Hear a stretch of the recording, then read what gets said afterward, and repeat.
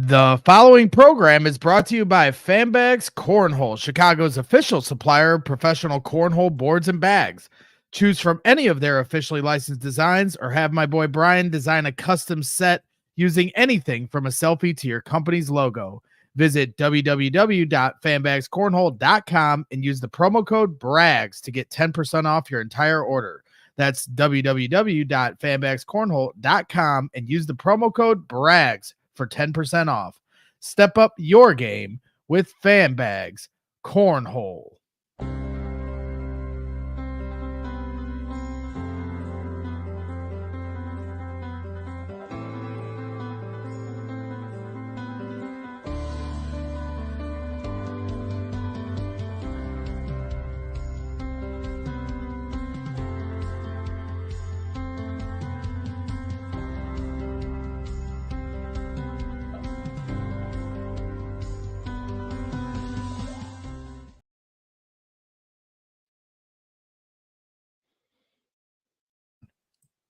Hey everybody, this is David Jenkins Jr.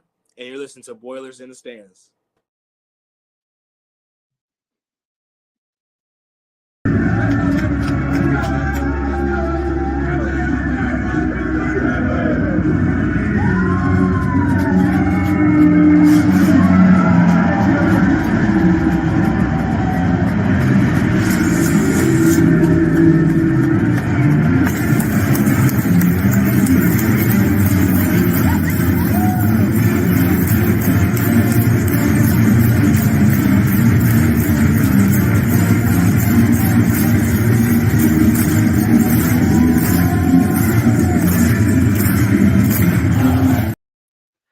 Welcome back to Boilers in the Stands. I am your host, Kraig Bowers Jr. Alongside me, as always, is our guys, Joe Jackson and Kraig Bowers, doing a little midweek interview, not a post-game show here today. Got a special guest coming up in just a few minutes, David Jenkins Jr., transfer guard here from last year who finished up his Purdue tenure and is still following along like the rest of us. And we just thought Purdue Boilermaker Nation needed to pick me up, after the tough loss on Sunday, Ohio State, a hard fought game. Purdue didn't lay down by any means.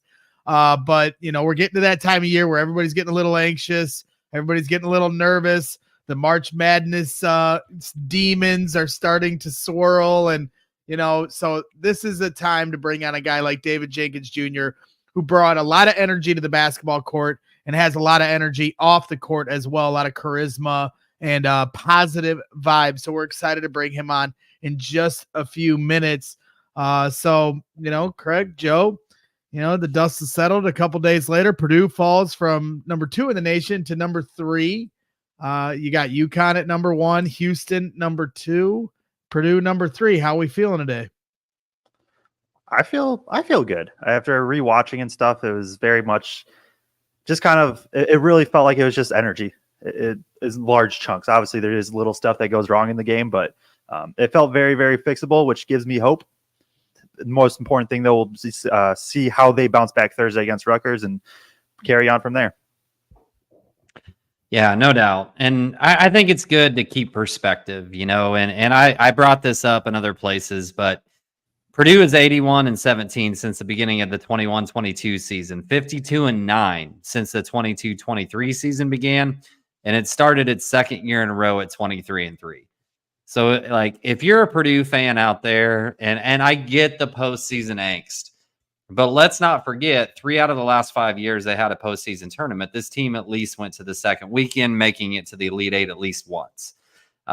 This is not like something that is so tragic or so bad. Like, we need to keep things in context and realize the beauty that we've got to experience in the regular season for the last 2-3 years in a row. And then you combine that with some postseason success.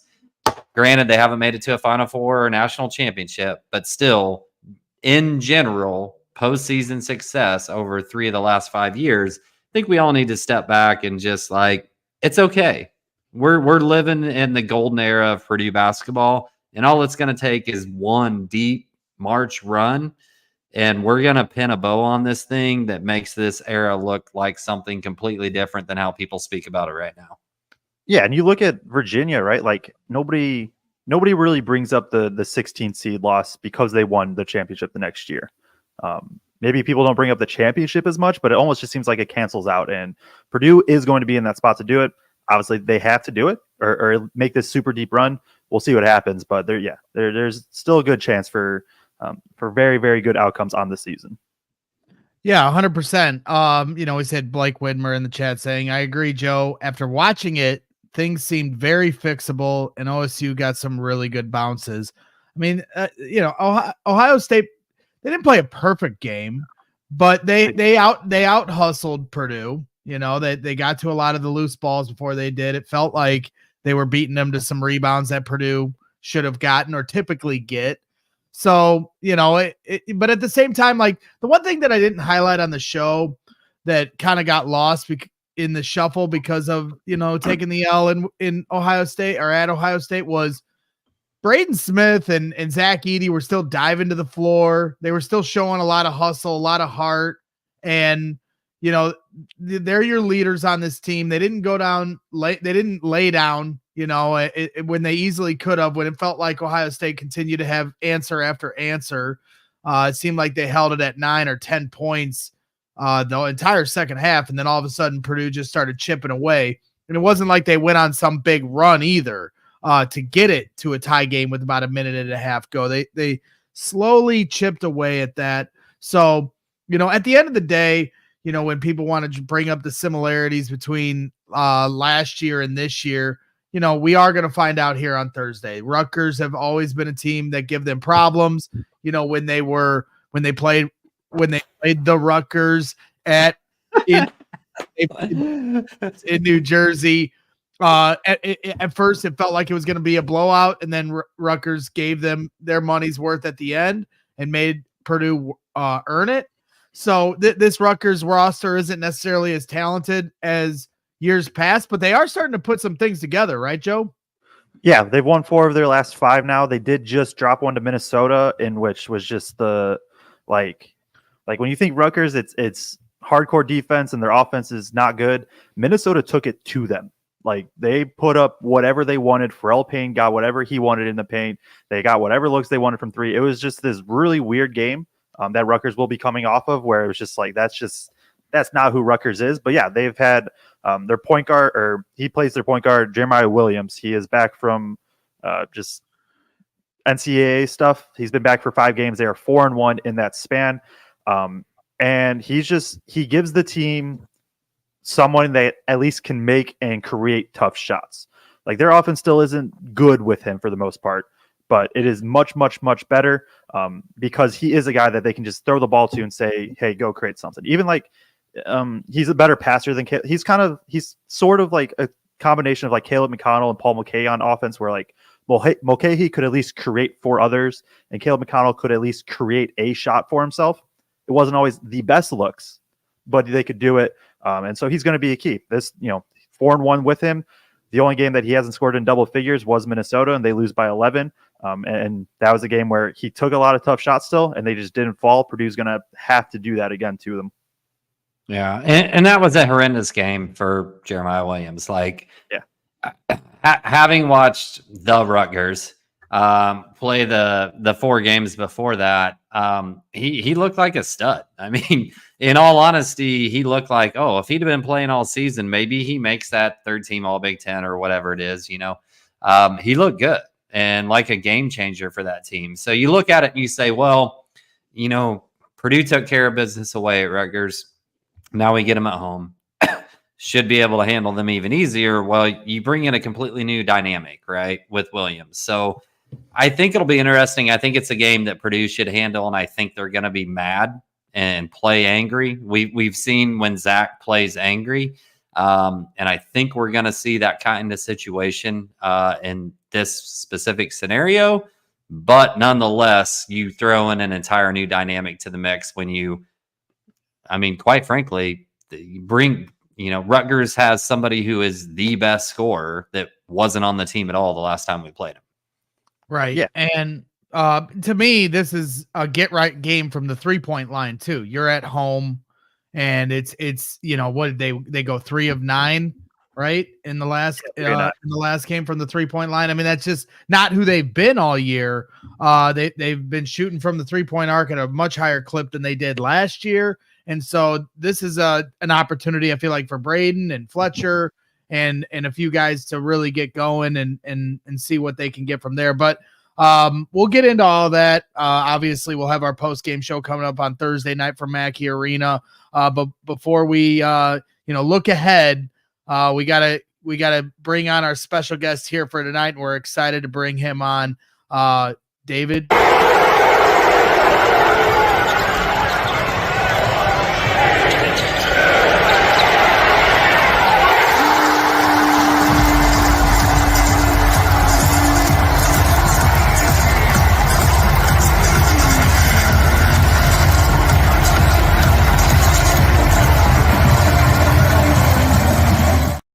And there it is, the moment that blew the roof off Mackey Arena last year. At the time, the loudest moment in Mackey Arena history. David, when that ball went through the hoop at Mackey, how did that feel for you? Man, that was an unmatched. Can you guys hear me? Yeah. Yes, sir. Yeah. Oh, perfect. It was an unmatched feeling, man. I couldn't, man. I knew Braden was going to see me too. That kid got eyes in the back of his head. He drove baseline. I figured I'd shake to the top of the hoop, or excuse me, to the top of the key, I should say. And as soon as it went in, man, it was an unmatched feeling. Everybody was loud. And then, you get love from everybody from the bench.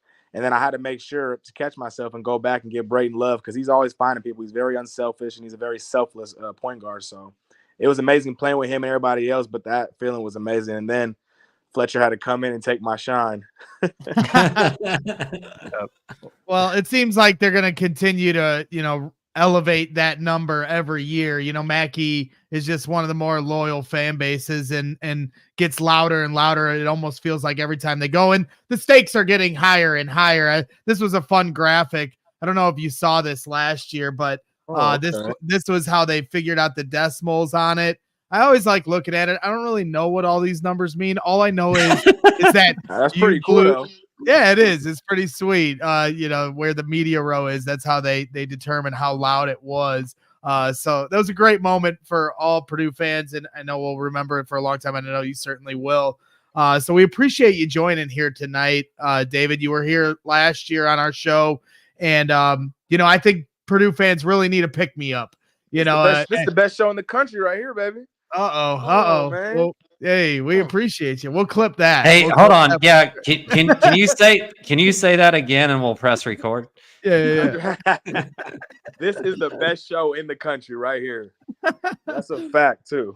Let's go. Hey, that's good promo. We appreciate the love. But that's why we wanted to bring you on tonight, because Purdue fans needed to pick me up. We need to laugh a little. Purdue fans are just, when it gets to this time of year, the nerves get really high, the tension. Yeah. Purdue fans have been through a lot. Obviously, you guys have been through a lot as well. You guys wear it on your sleeve, as much as anyone, having to go through the grind and come up short, I'm sure isn't easy. But Purdue fans year after year, have been around for a really long time and seen different ways that Purdue has fallen short. So, it seems like this year's team, every year, it's like trying to figure out how they're different from last year. Sure. And so, let's start with last year first, and then we'll fast forward our way to this year. And so that's basically what I want to ask you, David, and I'm sure you've been asked this before, and it's way in the rear view mirror, but at the end of the day, every post-game show we do, it's about what they're going to do in March, what they're going to do in the first round. They're going to fall short against a team that at the end of the day, you guys should be able to take care of. When you look back on the Fairleigh Dickinson game, what would you say is why you guys fell short? Was it experience? Was it fatigue? Was it nerves or preparation? Honestly, I think that we just didn't have the right sense of urgency as we should have. I think that we should have took them as we were playing, one of the top one of the top 10 teams in the country. I feel like that's how you should play anybody. I feel like we got up for the really good games, and then sometimes we played down to our competition depending on who we was playing. I do feel like we overlooked Fairleigh Dickinson a little bit, just the simple fact that, they were little. Another thing, too, credit to them, is that they were also different than what we've seen all year. Their tallest guy was probably about 6'5" on the court. Mm-hmm. So we weren't used to that playing in the Big Ten. It's a physical league, and from the guards all the way to the centers, they're all big. So it was kind of a change for us to see. But I just think, man, when college basketball, especially at this level, you got to be able to be ready, and no matter who you're playing, especially this time of the year in March, because anything can happen, everybody has seen.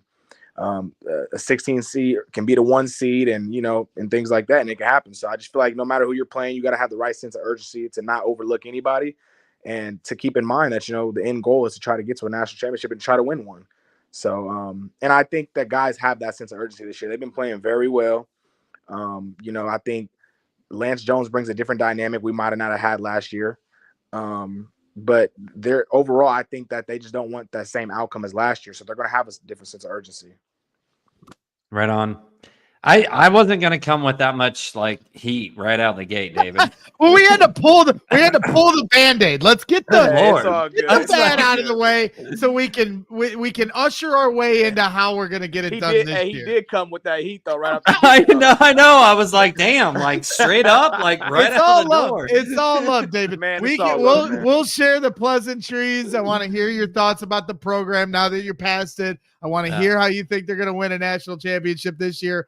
But at the end of the day, I want to set the table, start with last year, and work our way to this year. So we pulled the Band-Aid. I'm sorry. Dave, it's all good.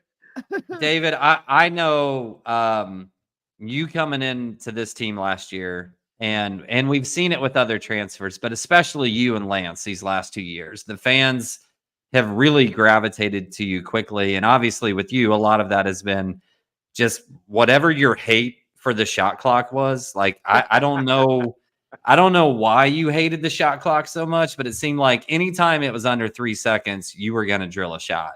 Right. And we're going to get to some of what it's like being a transfer coming into the Purdue program. But first, I just want to know, tell people what you've been up to the last year, because I think you played in the Czech Republic. I think you played in Greece maybe a little bit. What have you been up to this last year? Yeah, man. So after I graduated, I went home and started doing a little bit of training, doing for the combines and things like that. And then I ended up making a decision to go play in Greece for a little while. And then that was a good experience for myself. Obviously, when you get to go overseas and play, especially someone like me, I love to travel and see different things. So I thought that was a great experience overall. I ended up going to I had a small injury in Greece. I had an ankle injury, and it was hard to recover from because I had kept playing on it.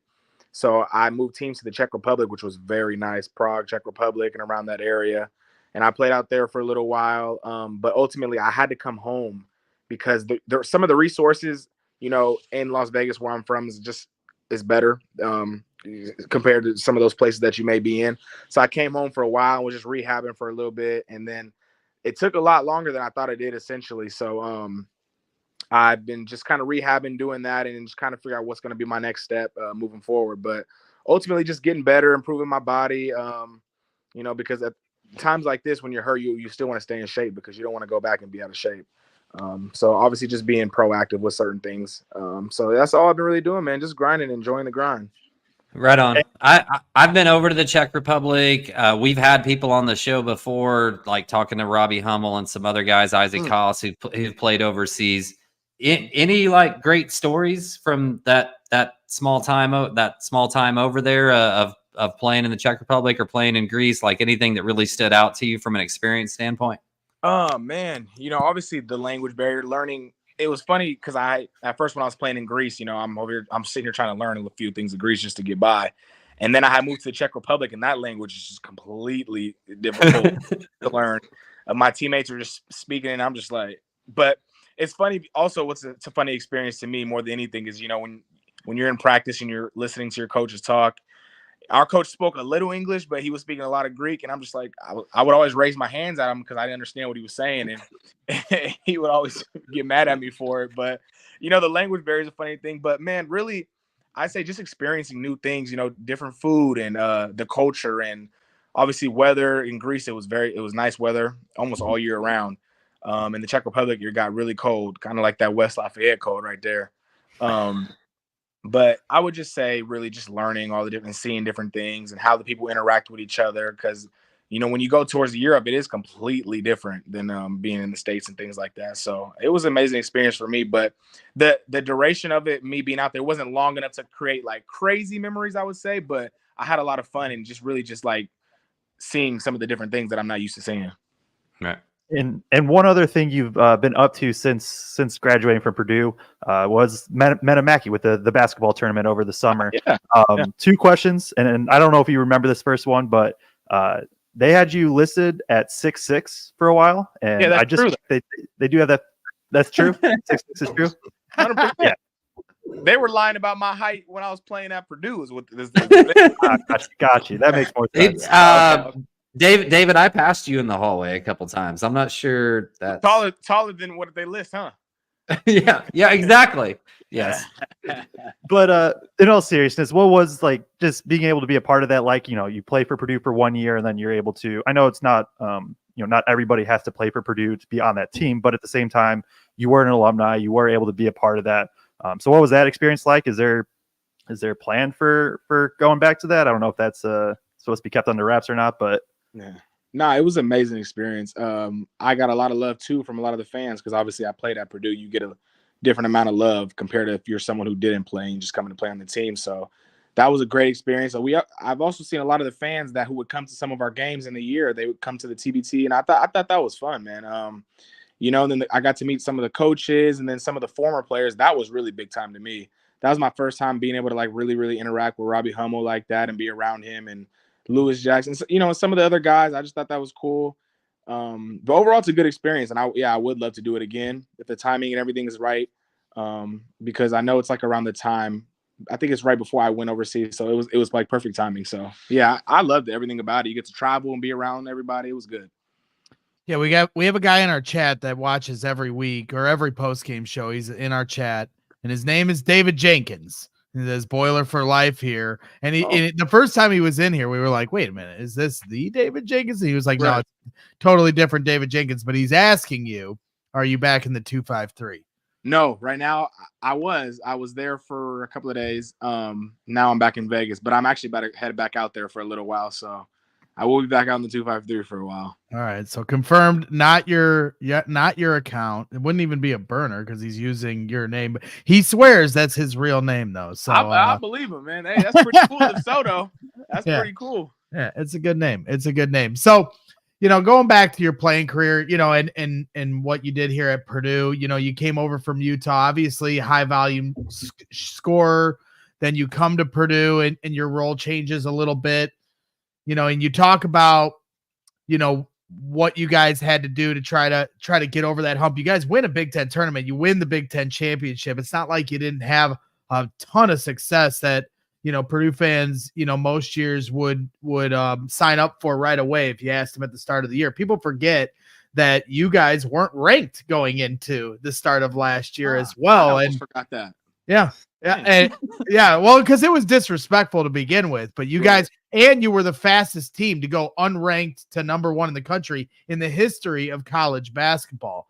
What? And so I didn't know that either. I'm just dropping knowledge on you here. So, but from your perspective, coming from a different conference than coming to the Big Ten, you mentioned, part of what threw you guys off in the tournament was you just hadn't played that type of team before.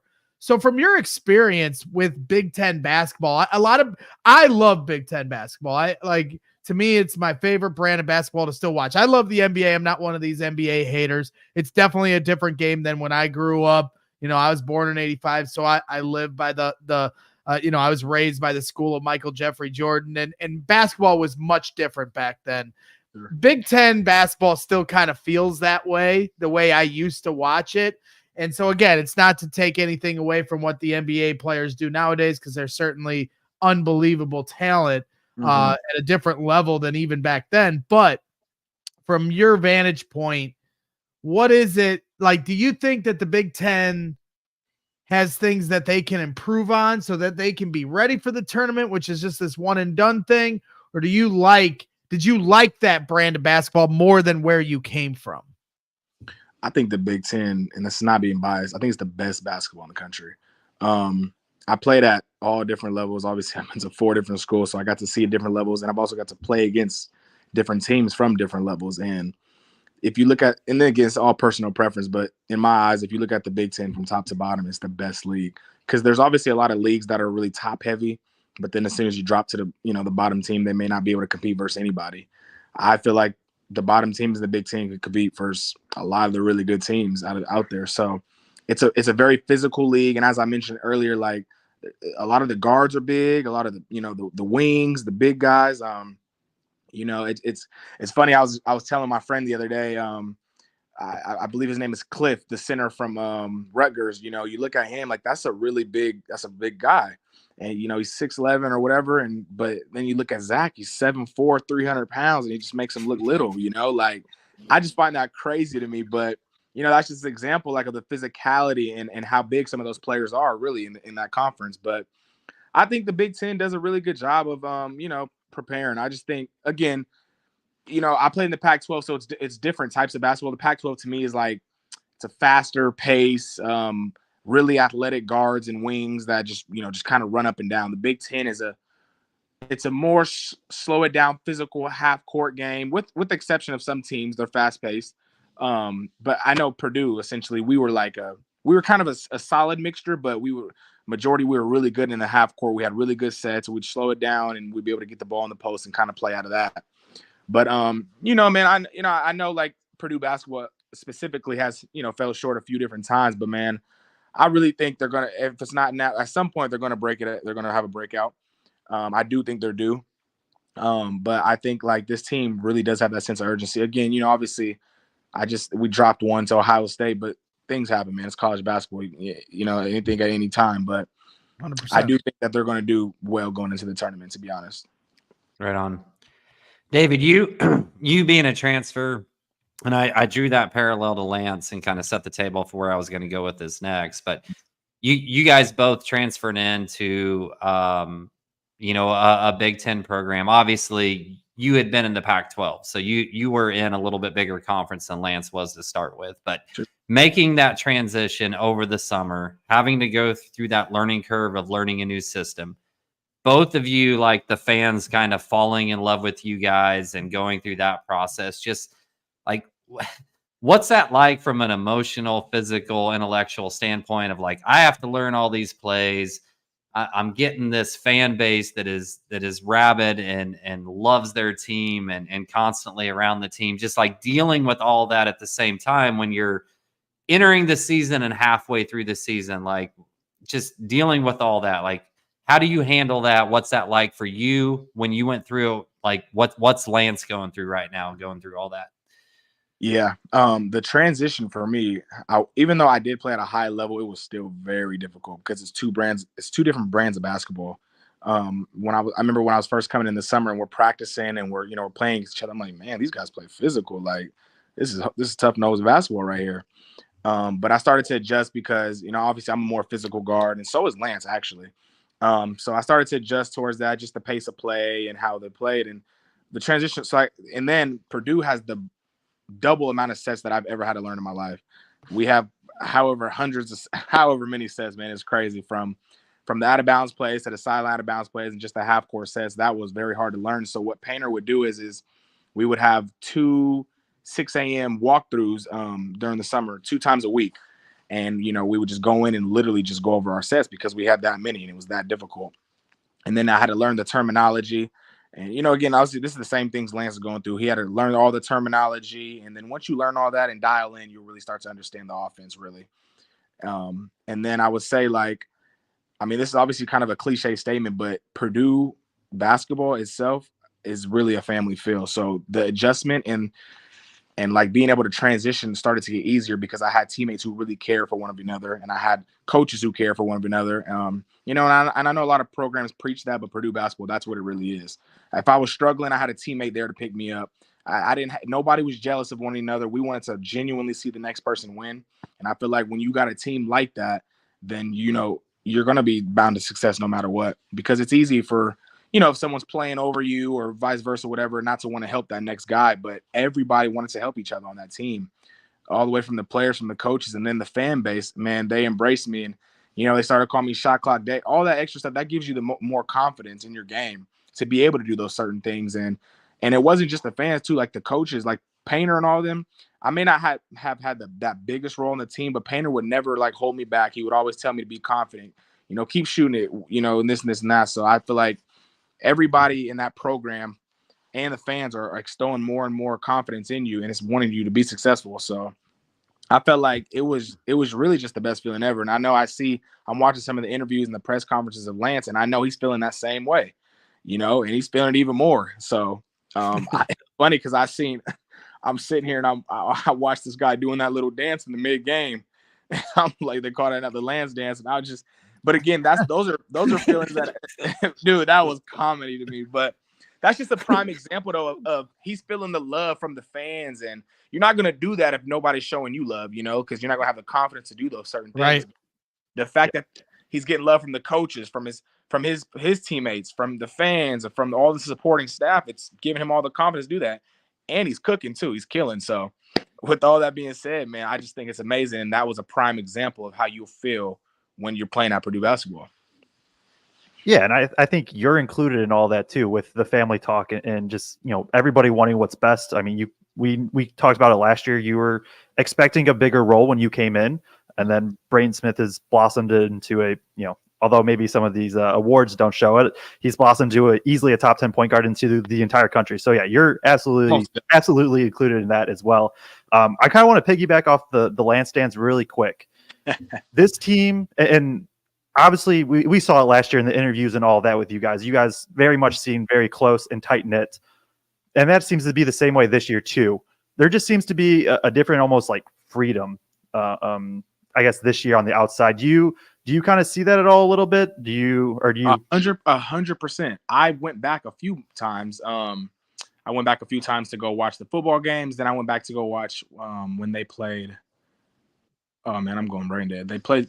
I don't remember who they played. It was however many months back. But I went in the locker room. And I'm just seeing these guys. They're messing around. I forgot who they played, but they're messing around in the locker room just like we used to, and playing around. And some coaches get mad at that. They'll be like, "Oh, stop playing." But that's just like, it's kind of who we are, and it kind of makes us that. It's what makes us close. Even in warmups, like we're serious at times, yes, for sure, but we're still like talking to each other and joking around, but it makes us who we are. And it makes Purdue basketball. That's just how it is, and the chemistry and the camaraderie of the team. So I think and it translates to the court, because Purdue's basketball's been good for however long, but it starts with the coaching staff and the environment that they build. Our coaches joke with us. They're not always serious 100% of the time. They make it a fun environment. Yes, we know when we get in the lines and we're practicing, we got to be serious about it all, but they're still joking with us and, making it seem like, we still got to have fun at the end of the day. I feel like sometimes coaches forget that part. Yeah, and David, I gotta sit through a couple of practices this year. Like we've gotten a little bit more access since the last time you came on. Sure. and I've got to sit in a couple of those practices, and those one-liners by Painter are freaking hilarious. What's the funniest thing you can remember Painter throwing out there as a zinger at some point? He got all the old man terminology, man. It's hard. He got all these old man jokes. I remember he would always just there's so many things. I could literally name a bunch of them, but he would always come in and be like, David, he goes, man, because we would always do there was a stat that we would always stat for the point guards. Then if a shot goes up, you'd always have to get to the keyhole to try to get an offensive rebound. And, sometimes I wouldn't get there because I would always forget about it because I was never used to that. And he would always come and be like, David, so what I got to do to get you to that keyhole? Get you a ham biscuit or whatever he said. I'm like, man, what's a ham biscuit, man? Like, come on, man. Like, but there was a lot of old man little jokes he would throw in here and there that I just thought was comedy. But, that was just an example of him kind of lightening the room and making jokes. And even though he was serious and would be yelling at us during film and all that, he would always lighten up the mood and, just remind us that it's still, we still got to have fun, but we got to be serious at the same time. So, but I got 100 of those things that he used to always say, man. Yeah, he does. He has a great sense of humor. I told him he was on the show before the season this year, and last year when I asked him questions at the press conference, I could tell that he knew that I'm terrified of him. And I know there's no reason to be terrified of him. I know he's a nice guy, but like when you're asking him questions, he's such like he gives you so much respect by the way he answers your questions. He doesn't just like milk his way through a press conference. He actually cares about the answer. So when I'd ask questions, I knew that they needed to be decent. I knew they couldn't be like these crap questions. And so when I'd ask him, he'd give me this like velociraptor look. That's the only look I can describe it as, this like super serious stare into your soul. And I told him before the season that he scares the shit out of me. And I know he knows this. So then he eggs it on even more just to scare me even more. So man, that dude, he's a good dude, but he's really articulate. Obviously he's really intellectual with his words and he knows what to say. So trust me, he knows what he's doing too. He knows you scared. You probably try to scare him. He knows what he's doing. 100%. That's so funny though. Why don't you talk about, what it was like for you, going through winning the Big Ten championship? Obviously that was just such a special moment for Purdue fans, to have that confetti come down on you guys. Like, talk about this moment for you. Man, winning the Big Ten was amazing. Honestly, as crazy as it sounds, I wanted to win the Big Ten, obviously, for a lot of my teammates and things like that. But I also wanted to win it because when they would do the intro, and they would say, Coach Katie, he would say, home of 24 Big Ten championships. I wanted to hear that 25. And then as soon as he said 25 in the intro, the crowd just went crazy. And I thought that was cool, man. But I just think, as a whole, that was one of our goals in the beginning of the year. And to actually see it like come out and accomplish that was amazing. And then we went on to win the conference tournament as well. Those were just two like big things for us as a team. And, when you go through those certain things, I think it's essential, to have each other's back. And we had to do a lot of things that obviously no one's seen and practices and things like that helped us get to that level and to get to those, to some of those wins, and a lot of sacrifices. And again, as I mentioned before, a lot of like genuinely wanting to see the next person like be successful compared to if that person's playing over you and you may not be playing that much in that game, compared to hating on him, just seeing him happy. And that was literally our whole team, because anybody could have been pouting or anybody could have been, feeling sorry for themselves for not playing. But I feel like we had guys with low egos and we got guys with high character and high charisma, and that kind of what helped us carry on throughout late in the season. 100%. It was a lot of fun to watch you guys come together as a team, a mixture of veterans and young guys. You've mentioned now, you feel like these guys are a little more poised and ready. Obviously Braden Smith and Fletcher Lawyer are two guys that, have unbelievable talent and are bringing so much to this program right now. But now that they're in their second year, how much do you think that's going to help them, having gone through the experience of last year, in this moment right now? It's going to help them a lot. And I say that because I know that from experience. When I started to get a little older, a lot of the same mistakes that I remember that I used to do, you're going to remember that and you're not going to do them. I noticed Braden, he does it sometimes, but he doesn't do it nowhere near as much. Like he used to always, like when he come off the screen or anything, he would kind of jump to pass the ball. And he would kind of get stuck off of it. But he doesn't do it as much, but that's just an example of him growing and learning. The same thing with Fletcher. Like there's a lot of things that they're learning. Like I can't wait to see them as juniors and seniors and as they get older, because like watching Braden, obviously watching them all, they're tremendous. But man, Braden is really one of a kind point guard, and he's, my eyes, he's top 5-10 point guards in the country. As one of you guys mentioned earlier, like he's amazing, and not all the time you get the credit for what you're doing, and that's okay. But as long as he knows what he's doing and his teammates recognize that, that's all that matters within the program. But it's amazing to really see how poised they are, especially because of how young they are. They're still only sophomores, and I'm literally like, I just literally can't wait to see how they're going to be when they start to get older and older, because they're going to realize even more mistakes that they used to make, and they're not going to make them anymore. So imagine how they're going to be as the older they get. Yeah, and Braden undoubtedly for me is my favorite player in college basketball to watch. I love watching. Amazing. His IQ, like And even just, I mean, I've said this a few times on our shows, but like I was watching his high school film going into freshman year, and you just saw he had it. Like whatever you want to describe it at, like he just has that to him, that tick. Probably helps that, he just kind of has to it being undersized. But as you transferred in, right, and you going through the summer and Braden's, obviously showing what he can do. Was there like a specific moment or anything like that, or where you're just like, man, like this dude's special, or was it more just like a gradual, just kind of increase as the season went on? Essentially how it all worked was I was getting recruited. This is kind of actually my first time. It was my first time getting recruited as a point guard. Braden was hurt, so it was going to be my role to come in as the point guard and this and this and that. And Braden, he recovered quicker than we all had thought. Now, I started to notice literally off the rip, I'm like, this guy's a better point guard than me because I've never really played point guard. I was a two guard, and all my roles were really to score the ball. So I felt like what he had brought to the team as far as a point guard role and as far as how natural he was at it, I was just like, it wasn't even in me to be mad and be like, oh, like, dang, like this guy's playing over. This guy's a true point guard, and he's really good at it. So I just felt like he brought that dynamic to the team that we really needed as a starting point guard. But he was poised from the jump. He wasn't as like, he started to gradually get good as the year went on, but he was always like getting after it. As defense, offense, he would always pressure me full court. We were challenging each other, obviously, but again, as I mentioned, he was just a better true point guard than I am, to be honest. But yeah, I mean, you see, he's coming off the pick and roll. He's making the right reads now. And now what I even really like, what he's doing more than last year, he's just coming off and he's hitting that little mid-range pull-up.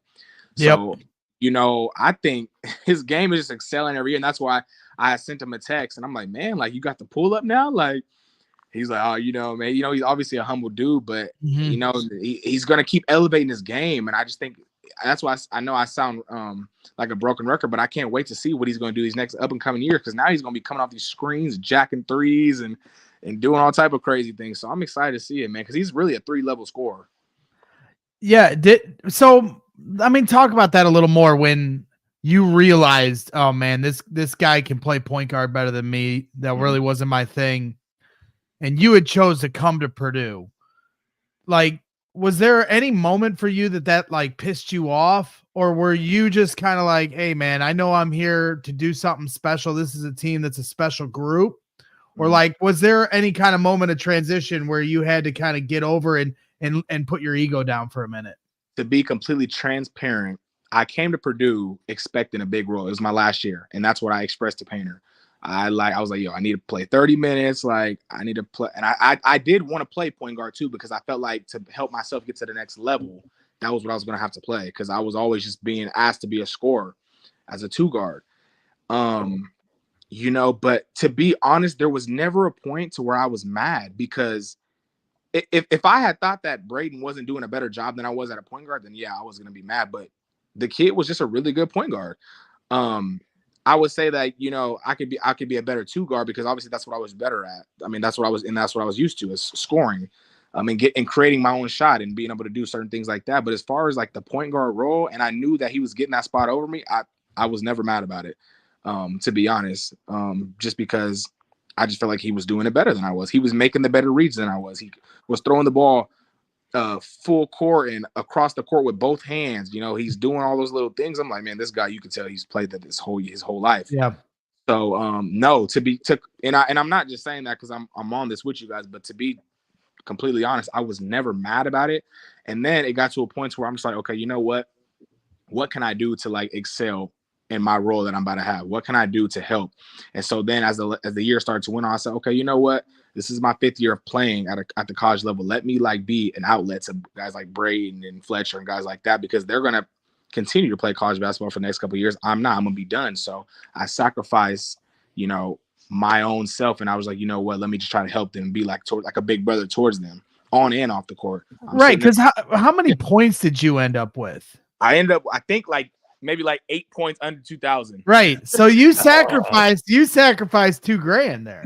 Yeah, man. Yeah, I was like 8 or 9 points under 2,000. But to me, it just got bigger than me. It was bigger than me, and I'm not just saying that to be as a cliche. Like, it really just, I was bigger than me. These guys are going to keep playing, and I wanted to be there for them. And And then at the same time, I'm coming off the bench. So I'm just like, okay, I need to be able to do certain things that, whether that's getting a couple of stops or, whether that's knocking down the shots when I do have them, or, if the shot clock, it started. So what my team started to notice is when the shot clock did start to go down, they would always look for me. And I thought that was cool because they trusted my ability to get a late bucket, a late shot clock bucket. And so, whenever the shot clocks go down, I would always try to go demand the ball, and they would always get it to me too. So, those were little things in my role that I just decided to accept, and which is fine because, depending on the level you're playing at, sometimes you're going to be that guy scoring 20 points or whatever the case may be. But sometimes you're going to be the guy. If you go to the NBA, they got guys like that. So you might have to accept your role. So. Right on. I've got an initial question, then I got a follow-up question if you'll allow me at Joe and Greg here. You got it. The last time we had you on, you talked about potentially maybe going into a role at some point in your life on the broadcasting side of things. Yeah. There's a pretty good pipeline from Purdue to that role, right? Like we see Robbie Hummel out there. We see Rafael Davis out there. We've seen some other guys get into that.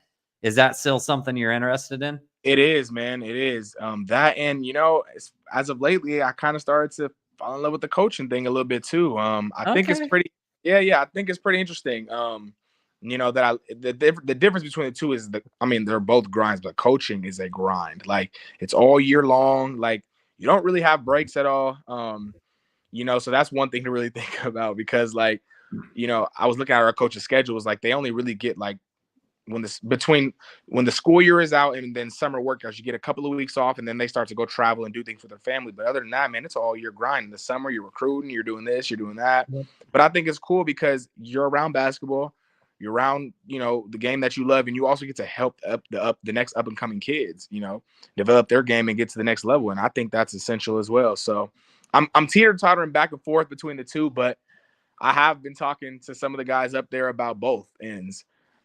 So no matter what, route I decide to take, I do want to start at Purdue doing something because that's where I have gotten shown the most love. And I think that's going to help me as far as like moving on in those, whether what career that is. All right. Well, I guess the next question is more just a statement for me. So if you're still interested in that broadcasting role, our guy Greg here, since the last time you came on, kind of blew up and went famous covering Chicago Bears. Okay. He got hired full time, and there's some times on the post game show, Joe and I got to scramble to make sure we have an extra guy because a lot of times I go to the post game press conference and cover that, and then we got to get somebody on with Joe. So like.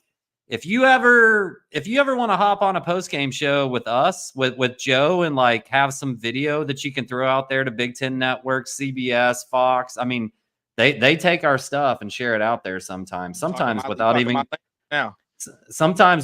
giving us credit when they do it. But anyway, if you ever want to hop on with us, just don't be shy. Let us know. We'll bring you on a post game show. You're a natural at this, man. Like you flow at this. I think and I say that truly because I love all former Purdue players, but some former Purdue players are better in this format than others. And like this, you're a natural at this, man. No, I appreciate it. Hey, it's funny you said that because when we played in the Big Ten tournament, I remember Zach, because Zach is not like a crazy. He's more of an introvert guy. Yeah, right. So when he was doing his post game interview, I think because he got the MVP, I can't remember specifically, but do you guys remember when he said the F word online? Yeah. Oh man, that was the funniest moment of basketball I've ever had, man. But yeah, no, that's an example. But yeah, no, I love talking. I love building relationships in the sports broadcasting deal. That was obviously why I got my major in communications to pursue that. So yeah, man, I'm definitely going to take you up on that though.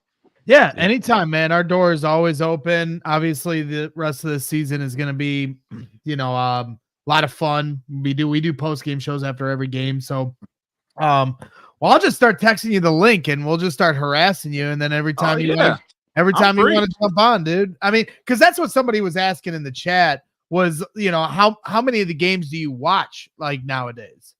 I watch majority of the ones that I can. If I'm not like traveling or playing to myself, then I watch them. I didn't get to watch the Ohio State game because I was in a workout, but so it's your fault. So it's your fault for something. yeah, definitely.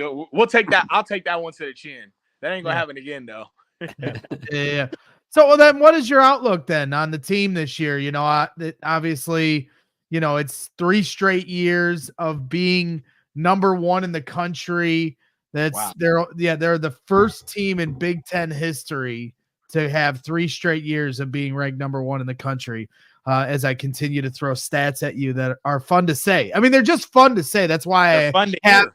Yeah, I mean, they're like, just for as a Purdue fan, just to watch this program grow into what it has the last 6-7 years, it's been unbelievable. And you're right in the middle of this. So from what you've seen this year from these guys in this new iteration with Lance Jones, Braden Smith's evolution of, you know, the mid-range game, and, you know, everybody kind of taking on a different role, Fletcher Lawyer and Caleb First and Trey Kaufman-Renn entering into the starting lineup, you know, what have you seen from this team this year? Well, first off, like I said earlier, I think Lance brings something different we didn't have last year, because so last year we had, I want to say, obviously everybody could score the ball. Everybody was really good on our team. We had a lot of guys who accepted their role and excelled in their role. But I want to say we probably had 3 main scorers, Fletcher, Braden, and Zach. Sounds about right. And then adding that 4th guy, I feel like gives them, you know, a whole different look. Because now you got to respect everybody on the, you know, almost on the court at every given moment. So I think Lance really brings something different. And not only as far as scoring, this guy, he can guard. And I've been watching it too. But I just think the overall thing that is kind of going to separate the team currently from us last year, I just think, and again, I know I said it earlier, I just think it's the urgency. I think it's the mindset to not wanting to have to go through that heartbreak again.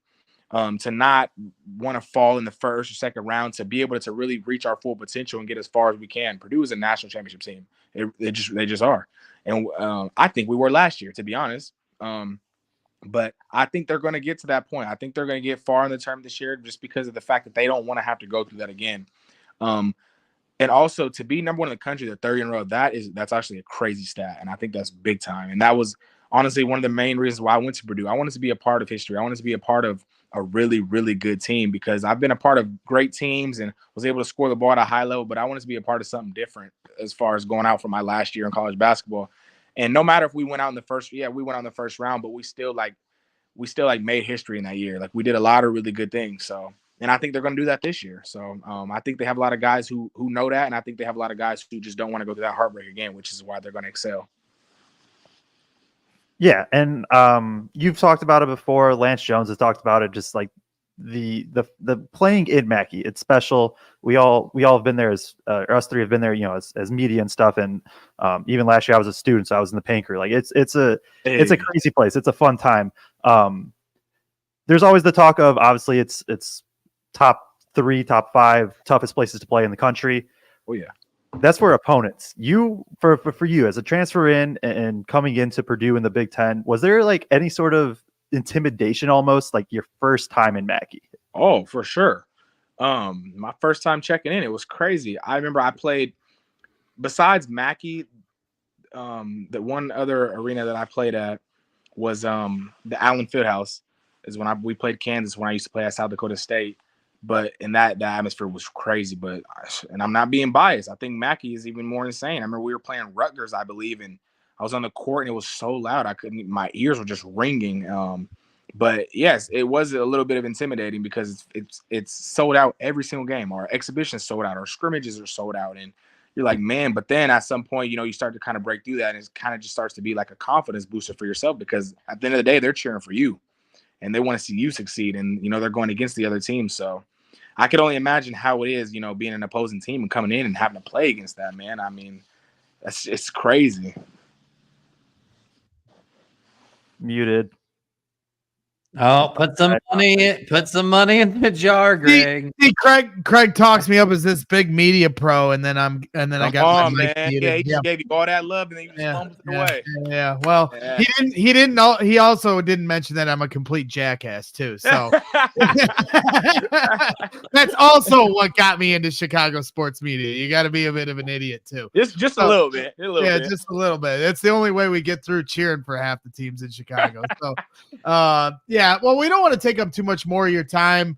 You've been on here with us for a good hour, and we really appreciate all the time you've carved out for us. And somebody in the chat here, we this person on Facebook said, Boilermaker brother for life. We enjoyed watching you play. And they had a question. How does Matt Painter and staff get the buy-in from players that it's bigger than just your goals? I think it all starts with who they recruit and how they're recruiting them. Coaches have a great idea of see some people on the outside looking in, they think they're just going and getting the best players out there, and which some coaches probably are. Painter's not like that. Painter's going and getting really good players, yes, but he's also doing his background check on a lot of these players, how their character is, because he was always asking me more than even basketball. He would always ask me, so how's this, and it all had to do with my character and my personality. He also has guys do when you first commit, he has guys do like a personality test type of thing, and he goes through it with you. He has a guy who comes in and goes through the whole test with you because he's trying to really learn if we can be compatible. And I just think coaches like that, I knew we were going to be successful when he was doing things like that, and I knew we were going to get along. I'm like, man, this is different right here. But he's knowing who he's recruiting. So, he's not just getting guys who are really good, but they're jackasses like Greg. But now I'm playing. I'll mess around. No. Now I know we have to bring him on. He's got to come back on. I'm just messing with you, but he's recruiting guys that got really high character, and he knows that. And then at the same time, he's also not a coach who's just going to sit there and yell at you the whole time to get something out of you. Like, he has a great mixture of leading and teaching with a little bit of aggression as well. So he's a really respectable guy, and he doesn't hold anybody back, even guys who don't play that much. He's telling you to be aggressive, and so I think guys want to play for someone like that who is respectable.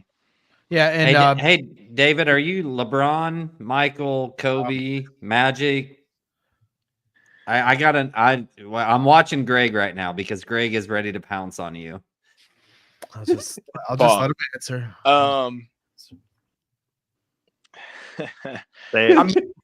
You got it. LeBron and MJ they're equal to me. And we appreciate you coming out here, David. We'll talk to you later. Yeah, you're an MJ guy for sure, huh? Oh yeah, MJ guy for sure. They're two different. Man, they're different, man. I think Michael Jordan brings a lot of things to the game LeBron doesn't, but I think LeBron brings a lot of things that Michael Jordan doesn't. Yeah. Okay, look, Greg. Let me just give you one example. let me just ask you a question. Actually, yeah. Does Michael Jordan pass the ball like LeBron James? Yes or no? Oh yeah. Stop it! No. Stop. That's how I know this guy. Hey, we're gonna end the conversation Both right there. Greg, nobody else on this show agrees with you right now. We're just gonna end that combo right there. I do not care. Kraig, you're the only one that actually watched him play between the four of us. These two are too young to watch Michael play. I've seen the highlights, dude. Man. That and guy, Kraig is like that. Time out. He couldn't make it out of the first round for like 5 years. See, there goes Joe. There goes Kraig, I should say. I'm not listening to him either. This is how I take over. Kraig is a Pacers fan and a hater, for one. And for two, Michael Jeffrey Jordan, there wasn't a thing that he did that wasn't better than what LeBron does. Now, is LeBron a great player? There is not a thing that Michael Jordan does that was worse than what LeBron does. Passing. It's not even close. Passing. LeBron James passes the ball because he's scared to shoot half the time. No, stop it. Yeah. Oh, you are. Yeah, we'll go there. You're one of those guys. Okay. Hey, I'm not. If you're gonna make me hate on the guy, I'll do it. I'll do it. I'm not trying to hate on him. So Michael Jordan was a better playmaker than LeBron, Dude, too? Michael Jordan was unbelievable passer, David. An Wow. unbelievable passer. Now, just because he was averaging 38, Like, a game, yeah, the 3 times he passed a game. yeah. Well, like, but look, that was Michael's role on the team. How many Craig. assists did that Bro, guy average a game, man? LeBron Yeah, James was on teams with 0.3? Dwayne Wade and Chris Bosh and Ray Allen. Oh, so now you got so you're one of those guys who make Michael was- excuses. Well, it was Michael's job to score. If you had put Michael on a team with Ray Allen, Joe, give me the and Snapple Dwayne facts, man. Wade, oh my God. All right, Joe, give me MJ, the Snapple facts. MJ Hold on. 5.3 assists a game. Come on, hey, Greg, end Man. this thing. End it now. Wait, Jordan had 5.3. Yeah, that's what Assists he per averaged game? for his career. And LeBron 7.3. There we He's a go. better passer. Better passer. He's a better passer. You're talking Hey, about hey. volume. You're talking about I never- volume. You were I've talking never about understood the teammate thing too, because it's like Scottie Pippen was third in MVP the first year MJ was gone. That's Like what it's not I'm like saying, MJ played man. with nobody. Yeah, Hey, well, it's okay, Braggs. I get it, no, man. You're yeah. just it's one- you're just not. one of No, those it's guys. not okay, David. You're just one of those guys. I feel bad for Look you. what You someone didn't- said in that chat. Greg yeah. is delusional. We know this. We know this. We know And he this. is Hey. definitely deluded. Hey, to current NBA fandom, Tyrese Halliburton fan. Mhm. Yeah. Very Yeah. good. Very good player. Very, very good.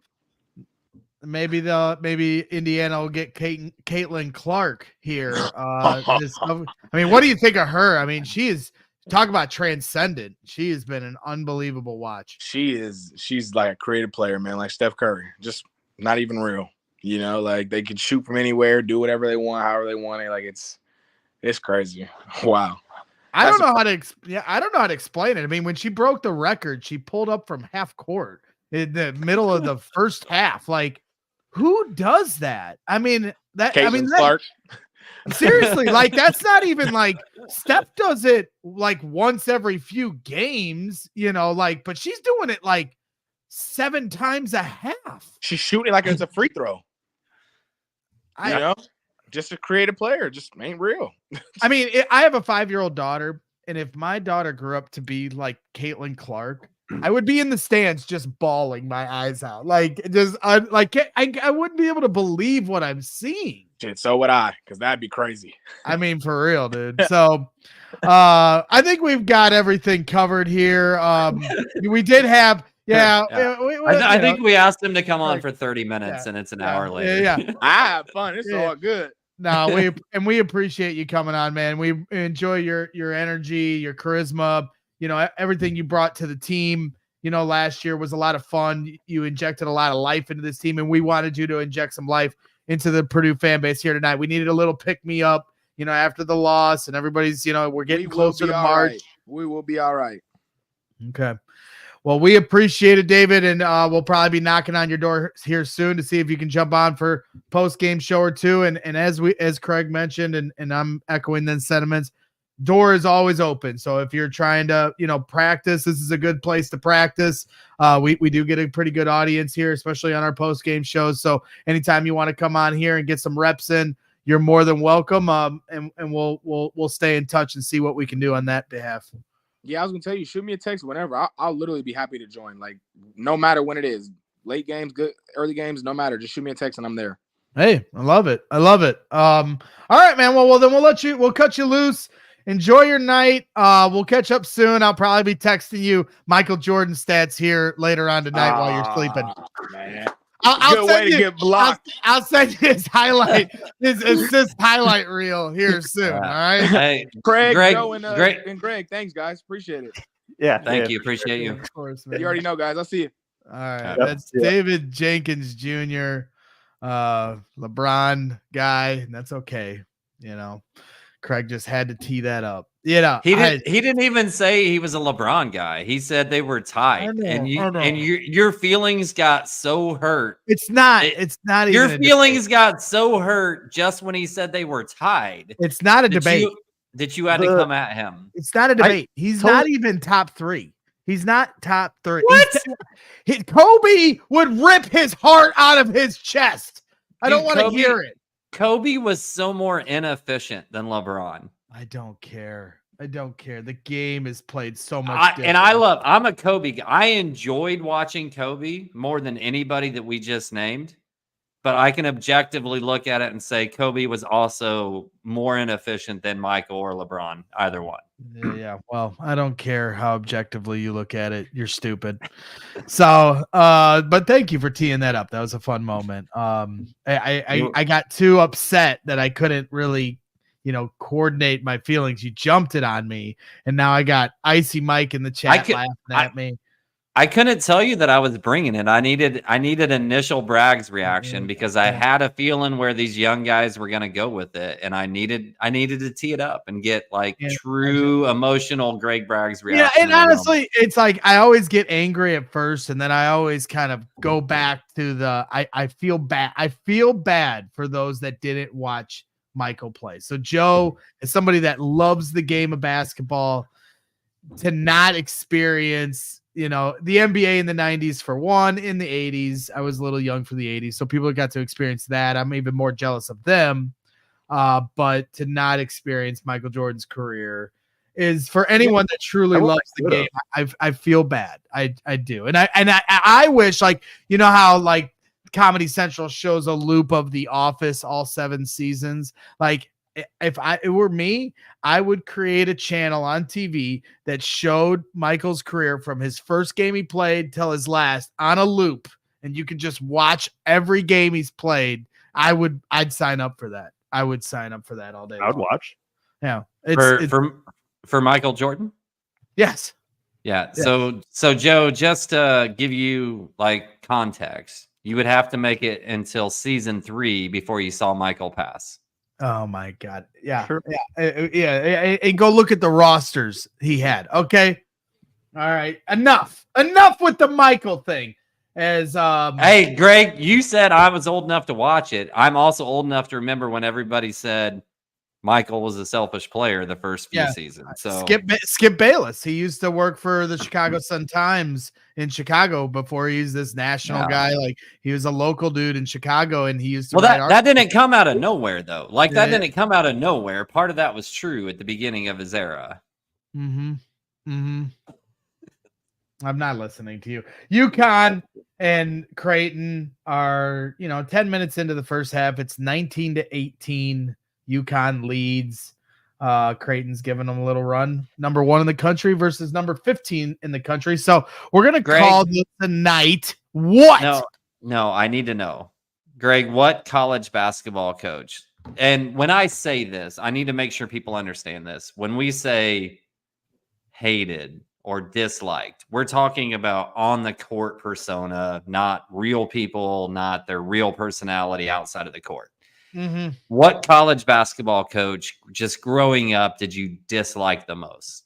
Did you hate Duke? Did you hate was there a program? Was there a coach? Program or coach that you just couldn't stand? That's a good question. No, Joe, I can't say that I did. I loved the Fab Five. Really? I wasn't a mission. Imagine when the Fab Five were around, I was 7. So I just enjoyed watching college basketball in general back then. I love the Fab Five. I didn't hate them. I'm saying what you had no program. I guess you didn't have a direct affiliation with a college basketball program as a little kid, did you? No, not at all. No. Joe, was there any program growing up that you just naturally hated? Or were you always were you young Sheldon at the age of 3 and just objectively looked at every team? No, I don't think I was that, but I don't know. That's just, I've always been one that I'm sure there, if I go back, there are teams I didn't like, but it's just, nothing pops me off the top of my head that I can really think of. Maybe, I don't know. Maybe UNC for a little bit, maybe. So my brother went to Georgia Tech, and he was really good friends with their really good basketball teams that went to the Final Fours, and he despised Duke. But for me, from the time I was relatively young, that program was always UConn for me. So this is a really difficult time for me. See, my introduction to UConn was the Kemba run, and like I was 10 or something, Yeah. and that was the coolest thing ever. I loved Kimba. I could not stand Kimba's coach. And Well, it's a similar thing for me now. Like I really appreciate some of the guys playing for UConn, but cannot stand the personality of the on-court basketball persona of the coach. Despise. And see, to an extent, if you're crazy on court, it's just not bothered me lately. It really hasn't, and I totally get why it does for some people. So I'm not taking that away. It's just like I don't know. I don't know why, but I've almost found to like enjoy it. Like I enjoy that Hurley's crazy. Like it's just I don't know. I get why people hate him. It's just so Right. Eulamog in the chat says MSU effing lost. I'm To dead. who? To Iowa. To Iowa? Yeah. yeah.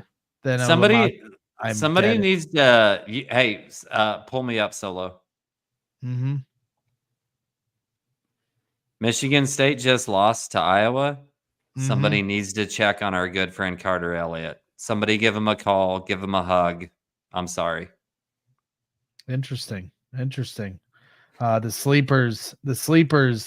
You can't spell sleepers without an L. Ow. we gonna have to clip that one too. We got a couple clippable moments here tonight. all love to the sleepers, guys. We love them. So No, we love the sleepers, guys. Greg, Yeah. Carter are friggin' awesome. It's just general good fun shit talking back and forth.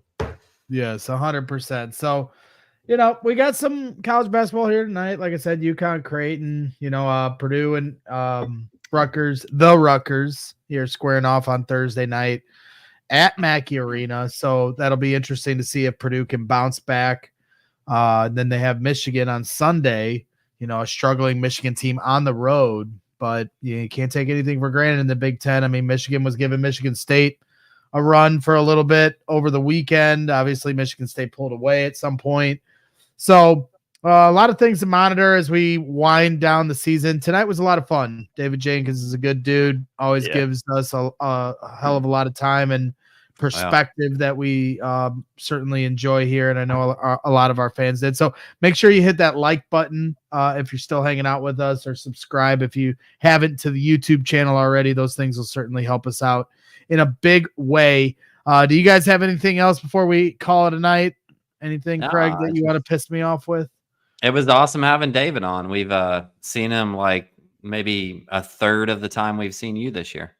Yes, that's true. That's true.